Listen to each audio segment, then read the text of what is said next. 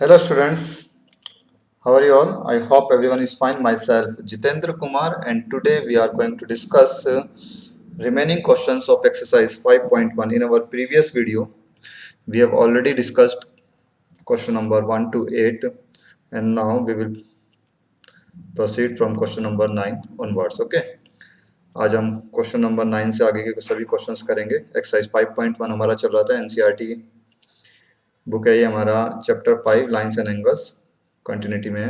ठीक है, तो क्वेश्चन नंबर 9 कहता है, जरा एक बार देखते हैं। इन द एडजॉइनिंग फिगर, इस फिगर की बात करता है। In the adjoining figure is angle 1 adjacent to angle 2। क्या एंगल 1 एंगल 2 के एडजेसेंट एंगल है? Whether angle 1 and angle 2 are adjacent angles. तो एक बार जरा रिकॉल कीजिए एडजेसेंट एंगल्स की जो डेफिनेशन है वो क्या है। Adjacent angles are those angles which have a common vertex. इनका कॉमन वर्टेक्स होता है, ठीक। अ कॉमन आर्म, उसमें एक कॉमन आर्म होती है। And the non common arms are on either side of common arm. जो नॉन कॉमन आर्म्स होती हैं वो कॉमन आर्म के दोनों तरफ लाई करती हैं। ठीक है, तो अब देखते हैं एंगल 1 और एंगल 2 क्या इन तीनों कंडीशंस को सेटिस्फाई करते हैं। तो ये हमारा एंगल 1 है और ये एंगल 2 है। इनका कॉमन वर्टेक्स हो गया O। बिल्कुल सही बात है, दोनों में कॉमन आर्म हो गई OC।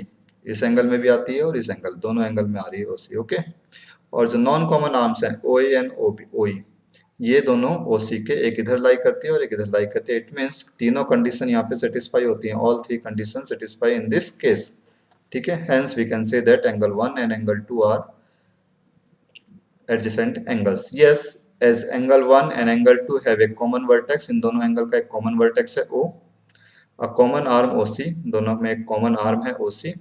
ठीक है, and their non common arms OA and OE are on either side of common arm. ये दोनों साइड जो है कॉमन आर्म के दोनों तरफ लाई करती हैं। यहाँ पे देखो OC यहाँ पे है, ये कॉमन आर्म है। OA एंड OB एक इधर लाई करती है, एक इधर लाई करती है। इट मीन्स तीनों कंडीशन यहाँ पे सेटिस्फाई हो रही है। All three condition satisfy in this case. Okay, therefore we can say that angle 1 and angle 2 are adjacent angles। तो आई थिंक क्लियर हो गया होगा ये फर्स्ट पार्ट सभी को। Now proceed to part number 2. Part number 2 is angle AOC adjacent to angle AOE? AOC and angle AOE क्या ये दोनों adjacent angles हैं? तो एक बार देखो जरा, मैं यहाँ पे एक छोटी सी फिगर बना देता हूँ। ये कुछ फिगर इस तरह की बन रही है। ये O पॉइंट हो गया, ये E, ये C और ये A। तो AOC एंगल की बात कर रहा है, इतना एंगल, और एक एंगल की बात करता है AOE। AOE हो गया ये पूरा। अब इस एंगल में और इस एंगल में कॉमन आर्म कौन सी है? कॉमन आर्म है इसमें OA। और नॉन कॉमन आर्म्स कौन सी हैं? OC and OE। OC और OE दोनों OA के जो है सेम साइड में लाई कर रही हैं। ठीक है, तो ये एडजेसेंट एंगल्स नहीं है। No, because the non common arms are on same side of the common arm. दोनों कॉमन आर्म्स के सेम साइड में लाई करती हैं, इसलिए ये एडजेसेंट एंगल्स नहीं है। ओके, आई थिंक क्लियर हो गया होगा ये पार्ट भी। Now part number C part की तरफ चलते हैं एक बार। Do angle COE and EOD form a linear pair. तो फिगर को एक बार दोबारा से देखते हैं जरा ध्यान से। COE आइडेंटिफाई करो, COE यानी कि ये एंगल, इतना एंगल। ठीक है, COE दिस। एंड EOD देखते हैं कहाँ पे है। EOD क्या इतना एंगल, ये एंगल और ये एंगल, क्या ये लीनियर पेयर बनाते हैं? बिल्कुल बनाते हैं। क्यों बनाते हैं? देखो OC और OD ये दोनों अपोजिट साइड्स हैं, अपोजिट रेज हैं, और अपोजिट रेज पे हमेशा लीनियर पेयर बनता है। ठीक है, यानी कि स्ट्रेट एंगल बनेगा। तो yes, COE and EOD form a linear pair because OC and OD are opposite rays. ठीक है, ये लीनियर पेयर बनाएंगे दोनों एंगल्स। क्लियर है सभी को? लीनियर पेयर बताया था, इसमें अपोजिट रेज होती हैं दो रेज, और उनके ऊपर कोई भी एंगल स्टैंड करता है इस तरीके से। ठीक है, इन दोनों का सम 180 होता है, ये भी बताया था मैंने। ठीक है, now fourth part, are angle BOD and angle DOA are supplementary. क्या ये सप्लीमेंट्री एंगल्स हैं? BOD and DOA। Third part हमारा हो चुका है BOD एंड DOA। तो फिगर को फिर से देखते हैं। BOD कहाँ है? BOD this angle, and DOA this angle. क्या ये सप्लीमेंट्री एंगल्स हैं? देखो यहाँ पे OA और OB ये अपोजिट रेज बन रही हैं बिल्कुल। ठीक है, तो बिल्कुल ये दोनों सप्लीमेंट्री एंगल्स होंगे क्योंकि इनका सम कितना होगा? 180 लीनियर पेयर से। ठीक है, तो yes these are supplementary angles. ठीक, yes BOD and DOA are supplementary angles, ठीक है, because they form a linear pair and having a sum of 180 degree, क्योंकि इनका सम 180 डिग्री होगा, ठीक है, लीनियर पेयर बना रहे हैं। Is angle 1 vertically opposite to angle 4, क्या 1 एंगल 4 का वर्टिकली अपोजिट एंगल है? एक बार फिर देखते हैं फिगर को। 1 एंगल इतना है और ये 4 एंगल है। अब देखो ये इन दोनों लाइंस के इंटरसेक्शन पॉइंट पे बनते हैं, ये दोनों लाइन जहाँ पे इंटरसेक्ट करते हैं वो पॉइंट पे उसके वर्टिकली अपोजिट एंगल्स ही बन रहे हैं, अपोजिट एंगल्स बन रहे हैं। तो yes, angle 1 and angle 4 are vertically opposite angles. तो ये कंडीशन भी यहाँ पे सेटिस्फाई होती है। Yes, angle 1 and angle 2 are vertically opposite angles because these are the opposite angles formed at the intersection of AB and CD। ये AB और CD के इंटरसेक्शन पॉइंट पे बनते हैं, ठीक है, अपोजिट एंगल्स। तो yes, they are vertically opposite angles. I think question number 1 clear हो गया होगा सभी को, ठीक है। एक बार लास्ट पार्ट और देख लेते हैं। What is the vertically opposite angle of 5? अब फिगर को देखते हैं, एंगल 5 कहाँ पे है? तो ये हमारा एंगल 5 है, ठीक। तो ये एंगल 5 इन दोनों लाइंस के इंटरसेक्शन पॉइंट पे बन रहा है। तो इसका वर्टिकली अपोजिट एंगल कितना होगा? इसका वर्टिकली अपोजिट एंगल ये होगा, यानी कि 2 और 3 का सम, और 2 और 3 का सम करें तो एंगल बनता है हमारा BOC, ये दिस एंगल, ठीक है, ये पूरा एंगल, ये पूरा एंगल, ठीक है, BOC। आई थिंक क्लियर हो गया होगा। तो 5 का अपोजिट क्या होगा? Vertically opposite angle BOC। Angle BOC या COB is the vertically opposite angle of angle 5। ये एंगल 5 का वर्टिकली अपोजिट एंगल है, ठीक है। तो ये था हमारा क्वेश्चन नंबर 9। अब चलते हैं क्वेश्चन नंबर 10 की तरफ एक बार। क्वेश्चन नंबर 10 क्या कहता है, जरा देखते हैं। Indicate which pair of angles are vertically opposite angles in second part is linear pairs. इस फिगर को हम आइडेंटिफाई करके ये बताना है इसमें वर्टिकली अपोजिट एंगल्स कौन कौन से हैं और लीनियर पेयर कहाँ कहाँ पे बनता है। तो पहले हम देखते हैं वर्टिकली अपोजिट एंगल कहाँ बनते हैं। तो वर्टिकली अपोजिट एंगल देखो, जैसे ये लाइंस, ये 2 लाइंस जो हैं इंटरसेक्ट करती हैं इस पॉइंट पे, तो एंगल वर्टिकली अपोजिट एंगल 1 का वर्टिकली अपोजिट हो गया 4, तो 1 and 4 are vertically opposite. Similarly जो 5 एंगल बन रहा है इधर, ठीक, इसका वर्टिकली अपोजिट होगा 2 और 3 का सम, ठीक। तो 1 and 4 are vertically opposite angle, similarly 5 and the sum of 2 and 3 are vertically opposite angles. Clear है सभी को? लीनियर पेयर देखते हैं। लीनियर पेयर क्या होता है? जिनका सम 180 बनता है। तो 1 और 5 ये एक स्ट्रेट लाइन पे बन रहे हैं, तो 1 और 5 का सम 180 होगा। इसी तरीके से इस लाइन की अगर बात की जाए तो इस लाइन पे एंगल्स आते हैं 5 एंड 4, इनका सम भी कितना होगा? 180, 5 एंड 4, ठीक है। तो angle 1 and 5 form a linear pair and angle 5 and 4 form a linear pair. Clear है? Now proceed to question number 11। In the following figure, is angle 1 adjacent to angle 2? Give reason। क्या angle 1 angle 2 का adjacent angle है? हाँ, नहीं है। क्यों नहीं है? क्योंकि एंगल 1 का वर्टेक्स है यहाँ पर ये, और एंगल 2 का वर्टेक्स ये है, दोनों का डिफरेंट वर्टेक्स है, इसलिए we can say that they are not adjacent angles. No, angle 1 and angle 2 are not adjacent angles because they do not have the same vertex, उनका सेम वर्टेक्स नहीं है, ठीक है।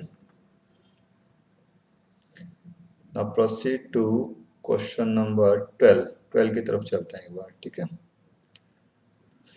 Find the values of angle x, y and z in the following figure। इस figure की अगर बात करें तो इसमें x, y और z की वैल्यूज बतानी है, ठीक है। देखो एक एंगल दिया है यहाँ पे ऑलरेडी 5। अब ये लाइंस ना इंटरसेक्ट करती हैं, ये दोनों लाइंस इंटरसेक्ट कर रही हैं इस पॉइंट पे। तो ये अगर 55 है तो ऑब्वियसली हमें दिखाई दे रहा है x भी कितना होना चाहिए? 55, क्योंकि वर्टिकली अपोजिट है। सिमिलरली y z के इक्वल होना चाहिए। तो y और z कैसे निकलेंगे वो देखते हैं। x तो हमें साफ पता लग रहा है 55 होगा क्योंकि वर्टिकली अपोजिट है। y और z भी वर्टिकली अपोजिट है, ये भी इक्वल होंगे, लेकिन निकलेंगे कैसे? हाउ डू वी कैलकुलेट, ठीक है, how do we find these angles. Angle x equal to 55, ये एंगल x 55 होगा। रीजन यहाँ पे देना है बेटा, इस तरीके से रीजन देते हैं, ब्रैकेट में लिखते हैं। जो भी हम स्टेटमेंट लिख रहे हैं वो आया है तो कैसे आया है, तो उसे ब्रैकेट में हम इस तरीके से उसी के सामने, उस लाइन के पर्टिकुलर सामने लिखेंगे। तो angle 5 x equal to 55 because these are vertically opposite angles. ये एंगल्स कैसे हैं? वर्टिकली अपोजिट एंगल्स हैं, देयरफॉर x भी कितना होगा? 55। तो ये एंगल आ चुका है, ये एंगल आ चुका है हमारे पास है। अब फिगर को दोबारा से कंसिडर करते हैं। तो x और y का सम कितना होगा? देखो एक स्ट्रेट लाइन पे ये दोनों एंगल बन रहे हैं x और y, तो ये लीनियर पेयर बनाएंगे। तो लीनियर पेयर बनाएंगे तो इनका सम कितना होना चाहिए? 180। तो एक्स एंड वाई इन दोनों का सम कितना होगा, angle x plus angle y is equal to 180 degree, because they form a linear pair. यहाँ पे लीनियर पेयर बनाते हैं तो ब्रैकेट में हमने यहाँ पे लिख दिया रीजन। ये रीजन देना बहुत जरूरी है बेटा, बिना रीजन के अगर क्वेश्चन करोगे तो मार्क्स नहीं मिलते हैं, ठीक है। हर चीज़ का कोई रीजन होता है, तो वो ऐसा आया है तो क्यों आया है, तो वो ज्योमेट्री के अंदर मोस्ट इंपॉर्टेंट पार्ट होता है ये रीजन, ठीक है। कोई भी हम स्टेटमेंट लिखते हैं तो वो कैसे आया है। तो x plus y equal to 180, तो यहाँ से हम y निकाल लेंगे, कितना आएगा देखो 55 degree plus y is equal to 180 degree, ठीक है। x की वैल्यू पुट कर दी हमने 55। अब इसको ट्रांसपोज कर देते हैं, तो ट्रांसपोज करके इधर माइनस हो जाएगा, 180 माइनस 55, इक्वेशन सोल्व करना सभी को आता है। तो y इक्वल टू आ गया 180 माइनस 55, दैट इज 125 डिग्री। ये आ गई हमारे पास y की वैल्यू। x हमारे पास ऑलरेडी आ चुका था यहाँ पे, एक आंसर यहाँ पे आ गया हमारा, एक आंसर यहाँ आ चुका है, ठीक है। x आ गया है, y आ गया, y किसके इक्वल होगा, z के, क्यों होगा, वर्टिकली ऑपोजिट एंगल्स हैं। Also y equal to z because vertically opposite angles, therefore z भी कितना आ गया 125 डिग्री सेम, ठीक है। ये आ गया हमारा थर्ड आंसर। तो x, y और z तीनों की वैल्यू हम निकाल चुके हैं। आई थिंक क्लियर हो गया होगा इसमें। Now proceed to part number 2। इसका एक पार्ट और है, वो भी देखते हैं जरा। पार्ट नंबर 2 में हमारे पास ये फिगर है, एक्स वाई जेड की वैल्यू हमें फाइंड करनी है। फिर से ध्यान से देखते हैं, तो देखो ये एक स्ट्रेट लाइन बनती है यहाँ पे, तो इस स्ट्रेट लाइन पे तीन एंगल्स बन रहे हैं, दिस और प्लस दिस, ठीक है। स्ट्रेट एंगल बन रहा है, ये पूरा जो है एक स्ट्रेट एंगल बनता है, और स्ट्रेट एंगल यानी कि 180 डिग्री का होता है, ठीक है। यहाँ पे अगर बात करें तो x इक्वल होगा, सॉरी, x प्लस 25, ये इक्वल होगा y के। और इसी तरीके से अगर देखें तो ये लाइंस इंटरसेक्ट करती हैं, तो ये एंगल इस एंगल के भी इक्वल होगा। तो काफ़ी चीज़ें हमें यहाँ से मिल चुकी हैं, ये एंगल इस एंगल के इक्वल है, तो ये z तो 40 डिग्री का होगा, क्लियरली पता लग रहा है। तो पहले हम यही लिख देते हैं, ये जरूरी नहीं कौन सा स्टेप हम पहले कर रहे हैं, जहाँ पे जो चीज़ मिलती चली जाए वो चीज़ लिखते चले जाओ। तो angle z equal to 40 degree, z होगा हमारा 40 डिग्री, क्योंकि वर्टिकली अपोजिट एंगल्स हैं। तो एक पार्ट का हमारा आंसर आ चुका है यहाँ पे, angle z equal to 40 degree. तो z हमारा 40 डिग्री आ चुका है, clear. Now y plus Z, इन दोनों का सम 180 होगा, ठीक है, लीनियर पेयर से, ठीक। ये स्ट्रेट लाइन बन रही है और ये एंगल्स इन दोनों इस लाइन के ऊपर बनते हैं, तो ये लीनियर पेयर से 180 डिग्री एंगल बनाएंगे। तो y plus z equal to 180, तो y इक्वल टू जेड हमारा 40 है, तो y प्लस 40 इक्वल टू 180, इसे ट्रांसपोज कर देंगे, तरह के माइनस हो गया, y equal to 180 minus 40 degree, y equal to आ जाता है 140 डिग्री। तो ये आ गया हमारे पास वैल्यू ऑफ y, ठीक है। आई थिंक क्लियर हो गया होगा ये भी। z आ चुका है हमारे पास, y आ चुका है, ठीक। अब हमें निकालना है x, तो दिस प्लस दिस, इन तीनों का सम 180 होगा, या इन तीनों का सम लिख लो, ये भी 180 बनाएंगे, स्ट्रेट एंगल बन रहा है।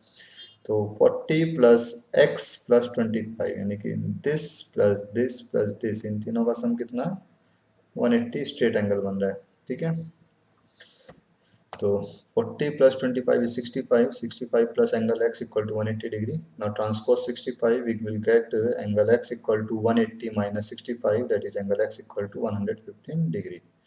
तो x आ जाता है हमारा 115 डिग्री। आई थिंक क्लियर हो गया होगा ये पार्ट सभी को, ठीक है। तो ये था हमारा क्वेश्चन नंबर 12 का सेकंड पार्ट, ठीक है।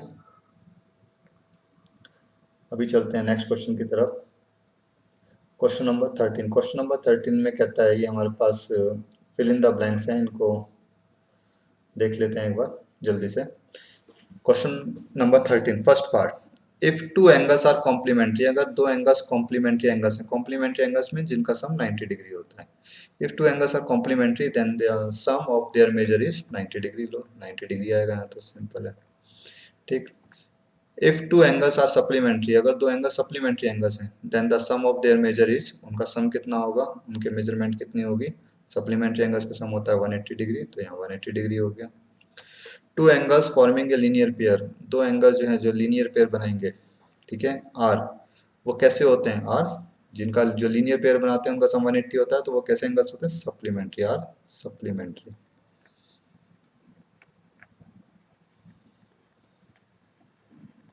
ठीक है।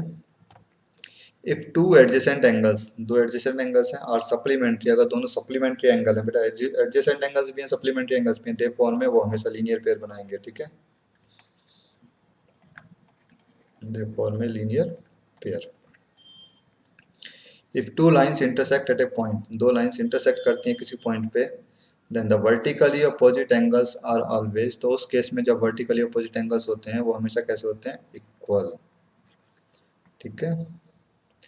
If two lines intersect at a point, जब दो लाइंस इंटरसेक्ट करती हैं किसी पॉइंट पे, and if one pair of vertically opposite angles are acute, अगर एक पेयर एक्यूट एंगल्स का बनेगा, देन द अदर पेयर, जो दूसरा एंगल ऑब्वियसली वो ऑब्ट्यूज बनेगा। ठीक है, बना के देख लेना चाहे तो। ठीक, तो ऑब्ट्यूज एंगल आएंगे यहाँ पे। क्लियर। तो ये था हमारा question number 13, fill in the blanks. Now proceed to question number 14, identification का है, जल्दी से कर लेते हैं इसे। इन द एडजॉइनिंग फिगर, इस फिगर में name the following pair of angles, इन एंगल्स के हमें नाम बताने क्या क्या है। तो पहला है हमारा obtuse vertically opposite angle. Obtuse का मतलब 90 डिग्री से बड़ा, 90 डिग्री से बड़ा हमें साफ पता लग जाएगा देख करके। तो ऐसे वर्टिकली अपोजिट एंगल्स बताने हैं जो 90 डिग्री से बड़े हैं। ठीक है, तो जैसे देखो ये और ये लाइंस इंटरसेक्ट करती हैं ए सी एंड बी डी। एक एंगल ये बन रहा है, एक एंगल ये, एक ये पूरा एंगल बनता है और एक ये, तो ये वाले ऑब्ट्यूज हैं, साफ पता लग रहा है 90 से बड़े, ये तो 90 से छोटा है इतना तो, है ना। तो A O D and B O C, AOD and BOC are obtuse vertically opposite angles, ये obtuse vertically opposite angles हैं। ठीक है, फर्स्ट पार्ट हो गया। Second is adjacent complementary angle. Adjacent complementary angles क्या होते हैं, जिनका सम 90 डिग्री होता है। अब देखो ये OE साफ दिखाई दे रहा है यहाँ पे, परपेंडिकुलर है BD के। ठीक है, परपेंडिकुलर में 90 डिग्री का एंगल बनाता हुआ।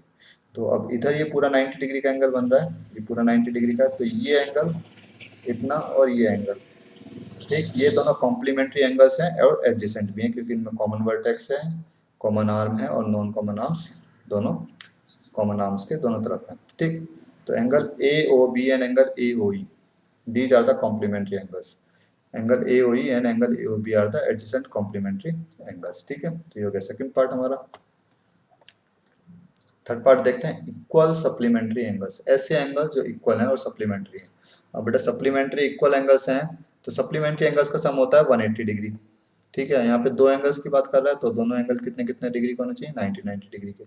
ठीक है, तभी वो सप्लीमेंट्री एंगल्स होंगे। अब सप्लीमेंट्री एंगल्स 90 डिग्री के हैं, तो यहाँ पे सिर्फ एक ही कंडीशन बन रही है, OD पे परपेंडिकुलर बनता है, तो एक एंगल ये पूरा हो गया इतना और एक ये पूरा एंगल हो गया, तो BOE and DOE, these are the equal supplementary angles, BOE and DOE, angle DOE, ठीक है, are the equal supplementary angles।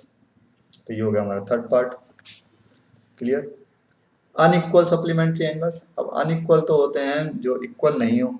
तो अगर हम यहाँ पे बात करें तो देखो, एक तो ये बनता है कैसे भी ले लो, देखो सप्लीमेंट्री एंगल्स की बात कर रहा है, तो मीन्स 180 सम होना चाहिए।